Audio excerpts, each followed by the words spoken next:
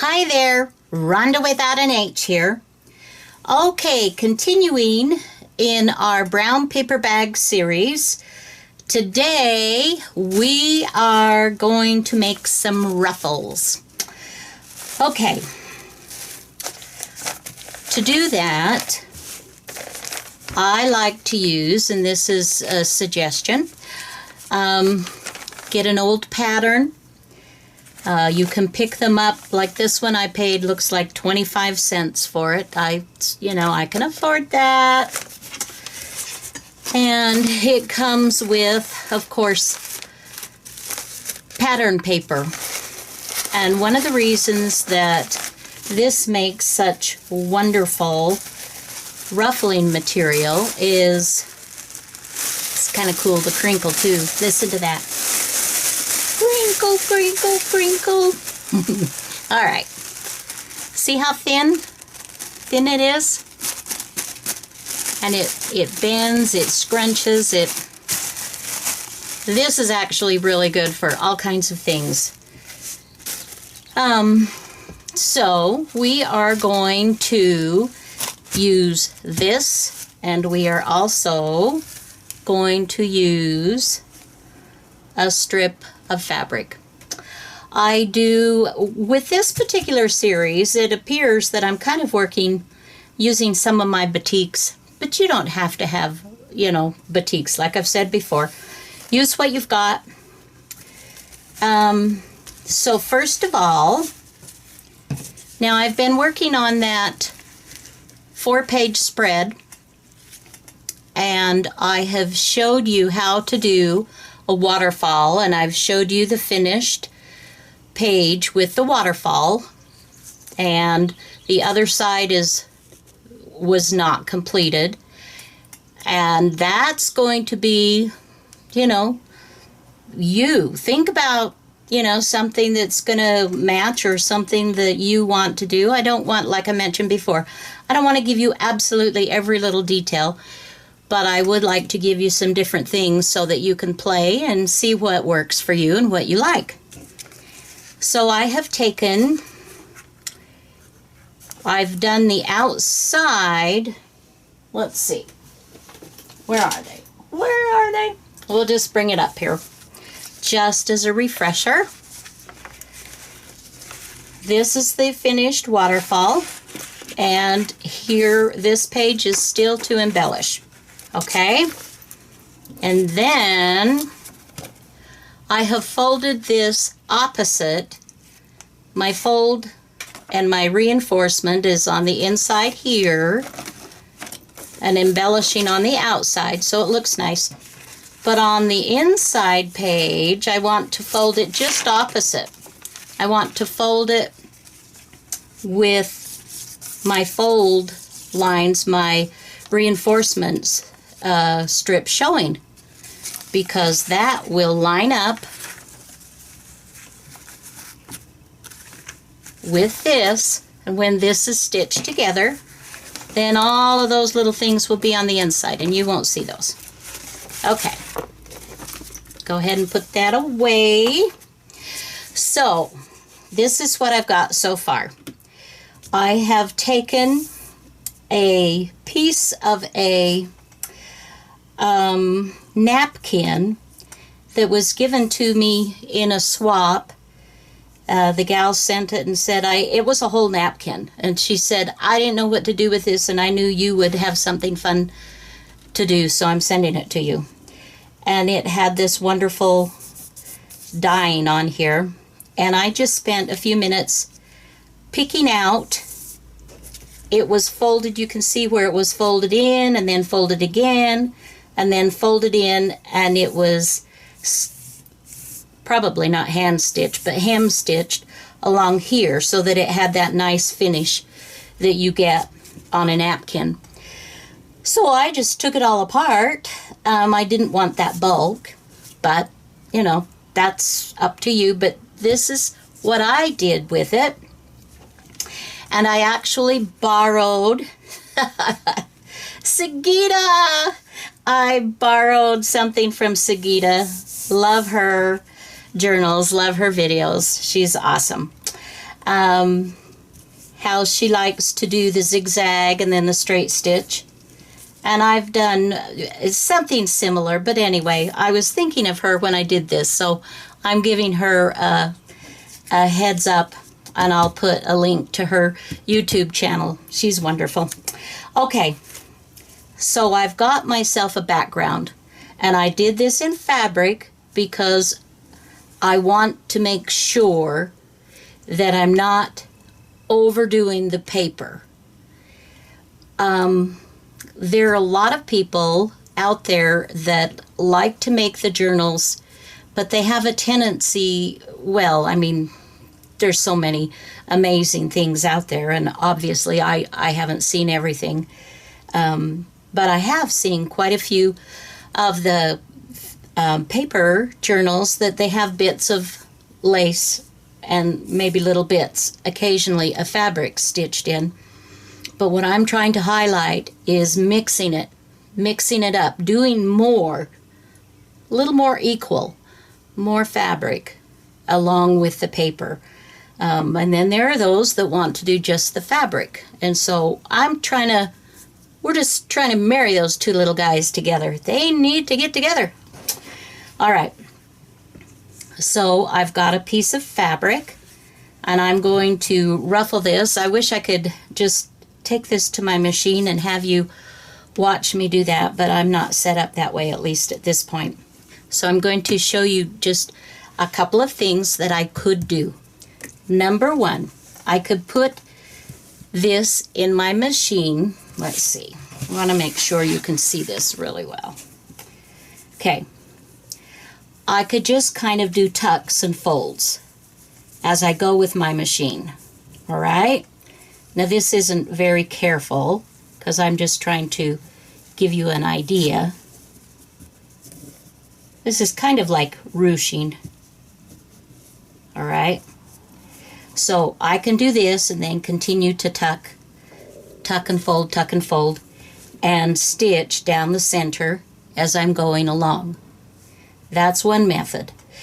And or in making a ruffle, I would generally go in the center, but for ruching, and I want to add that, I could do a stitch on this side. I could also do a stitch down this side.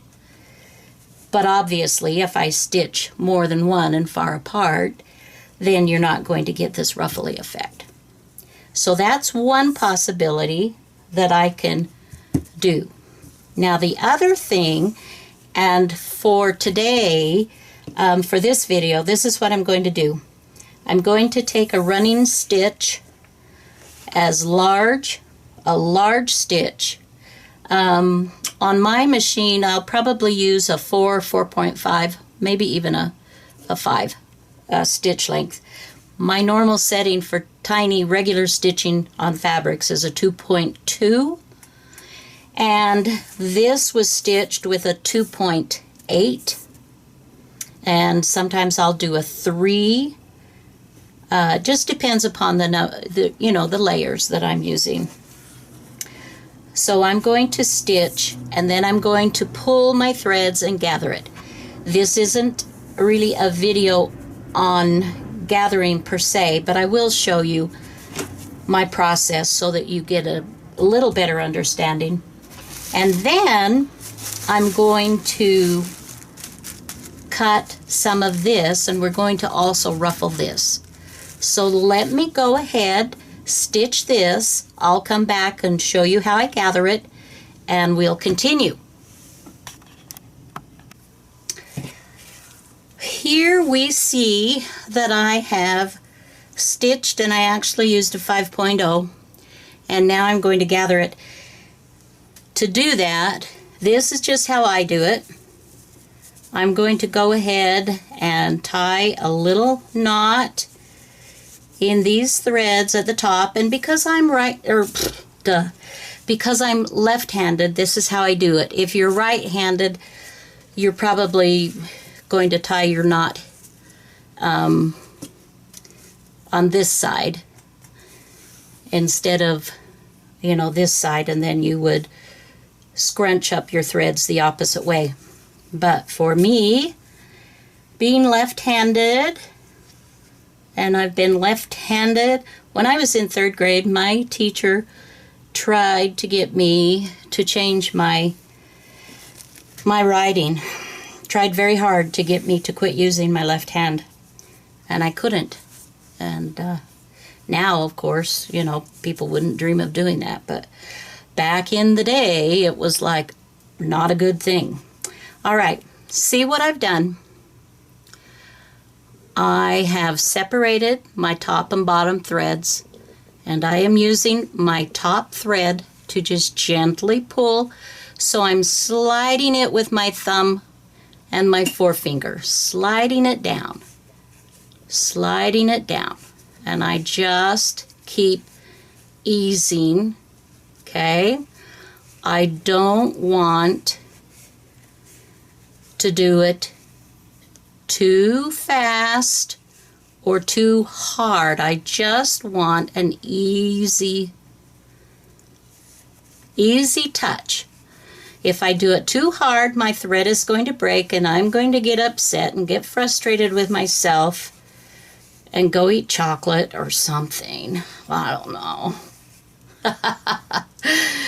Oh, okay. So I just keep doing this, and I'll get to the end here, and you can see why I tied that at this end. If I didn't, it would just keep, you know, the stitching would come out and I wouldn't have accomplished what I had wanted to do. Now I want to look, and I'm like, this is kind of cool, but I don't think I want it this long. So I'm going to continue to pull until I think I've got that. So I like that. So what I'm going to do now is tie off my threads on this end. I just do one little knot. I don't worry about square knotting it or anything like that. Just one is going to be good. And then I will continue to just kind of play with this and ease that in. Okay? I will just work with this to get the look I want. So then I'm going to decide where I want my ruffle. Boop, boop, boop, boop, boop, boop. You know what? I kind of think I might want that right here over this little line down here. Okay. So I am going to position that. I will stitch this down. But before I do that, I'm going to go ahead and show you how I do my strips here. Now, I have already taken a piece of the pattern from the package and I have folded it over a few times to get a small width. So then I can just use a smaller ruler. And then what I want to do is take a look at, well, let's see, let's bring this back up. So this ruffle is about 1.5 inches wide, the fabric ruffle. So I want this fabric ruffle to show on both sides of my tissue paper ruffle. So I'm going to cut this at 1 inch. That will give me 1/4 inch on both sides. So you'll see, but there'll still be enough here so that it will still ruffle. Okay? All right. Now I've got this long strip of tissue paper, and some parts of it have writing, the printing from the pattern and some do not, and I mix it all up, and that's wonderful. I like that. So I'm also going to do the same thing that I did with my fabric ruffle. I'm going to do the very same thing with this ruffle. And I will show you again. So as a general rule, let's say, for instance, let me give you just a little bit of math here. Don't you just love math? Oh, it's not my favorite. I was good with math, but I have used it a ton in quilting and still use it, but definitely no math genius. Okay, so this particular ruffle, I'm going to go ahead and measure this. All right. So this looks like 6.5 inches. We'll say 6 inches because some of this is, I can scrunch in. As a general rule, to get a nice ruffle, if I'm doing a 6-inch space that I want to ruffle, then I want my fabric or paper that I'm ruffling to be 1.5 times that. So half of 6 is 3. So I want at least a 9-inch length of fabric to ruffle to get a moderate ruffle. If I want it really puffy, then the rule is 2 times. So if I want it really full and puffy, then the 6 inches, I would want 12 inches to ruffle of fabric or paper. So that's kind of the rule of thumb. So I'm going to cut myself here probably, you know what, I'm going to go on this one, I'm going to go to 12 inches. Now, don't ever do this. Oh no, you almost caught me being a naughty girl. Okay.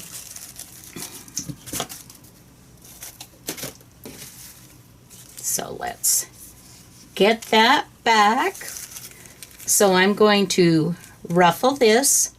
I'm going to stitch this down, stitch the ruffling line here, and I will be back.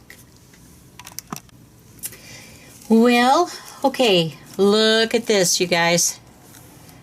See what happened? I was stretching as I went, and I ended up with a tear there and a tear here. But all is not lost. I'll show you how this can still work. Okay. And just shows you, you know, it doesn't matter how many times you do something, there are always opportunities for growth. So I tied my knot here, and I will untangle these 2 little threads. This looks like my top thread. As I ruffle this, I believe that I can work those rips in and that they won't be noticeable, especially where I did this one to be 2 times. Okay. Same thing, I'm just gently easing, pulling on the thread and using my thumb and forefinger to just kind of ease in.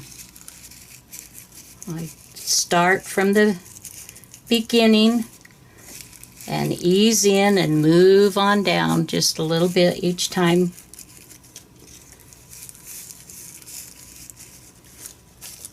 Let's see. Okay, and there is my second.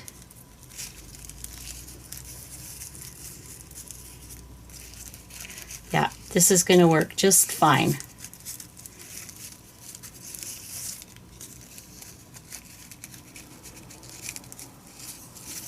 Let's see. Okay, so that's approximately where I want it. Now let me show you another something. See this? When I stitch this, I didn't, you can tack it with a little bit of glue or something like stick glue if you want to. I didn't. And as you'll notice, mine is a little bit curved.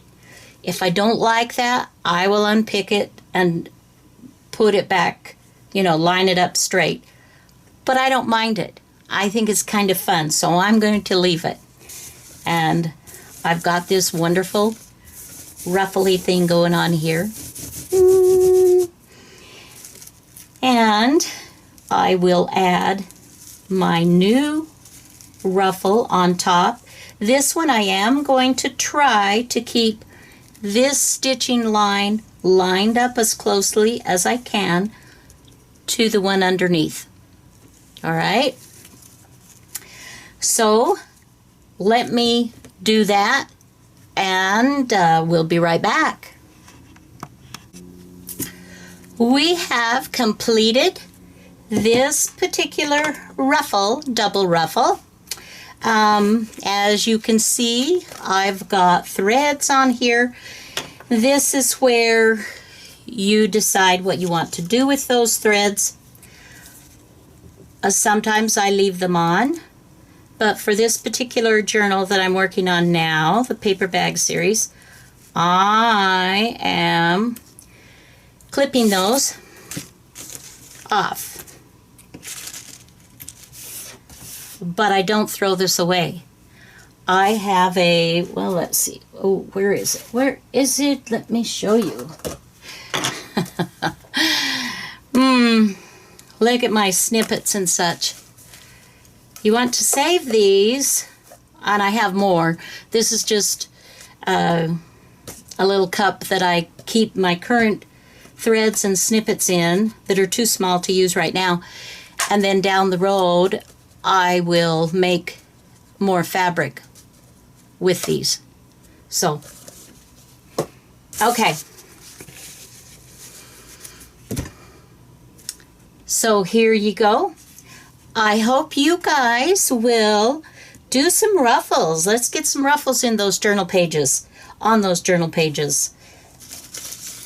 Listen to the crinkle. And again, of course, this can lie nice and flat as well. I could put some kind of trim here, ribbon here, paper here. I could use different kinds of threads. I could use different colors of threads. I could use, instead of doing a fabric ruffle and then a tissue paper ruffle, I could do a ruffle with dictionary paper, other paper, and do a double ruffle. Or, I mean, the sky's the limit. You just have to kind of try and see what works. Not all papers will ruffle well. Your paper does have to be pliable, and you do have to be able to smooth and scrunch things together a little bit. Some old vintage papers are just too old and they are brittle. So you have to be careful about that as you're working as well. So then I will come back on when I have finished this page. Not this page, but this page. Remember, I'm doing just one side of a 2-page spread to give you an idea, and then you go for it. You do whatever you want to do. You probably have some amazing things that you want to do outside of what I might show you, and that's awesome. So I hope you've enjoyed the video today. I am back again. I just wanted to show you really quickly my finished page, and I'm actually quite happy with this. I've got a journaling spot. I strung some seed beads. I don't know, are those seed beads? No, I don't remember what they're called. Anyway, some beads and glued those in there. I've got some more fabric, some pieces of lace, another piece of lace, some music sheet, paper, a strip that I ripped there. This is a postage stamp. And my little kitty with some butterfly cutouts. It was fun to do. I love it. So, ready to go on to the next brown paper bag video. What will it be? I don't know yet. I've got a list of these things I want to show you. So go ahead, make you some, do some do some ruffles. Stitch you some ruffles. And so now you've got enough to do a 4-page spread, which would be 2 inside and 2 outside. Like this. Okay. 1, 2, 3, 4. And I have to finish mine, of course, as well. So, we'll be back soon. Thank you for watching, and as always, have a fabulous day. Bye now.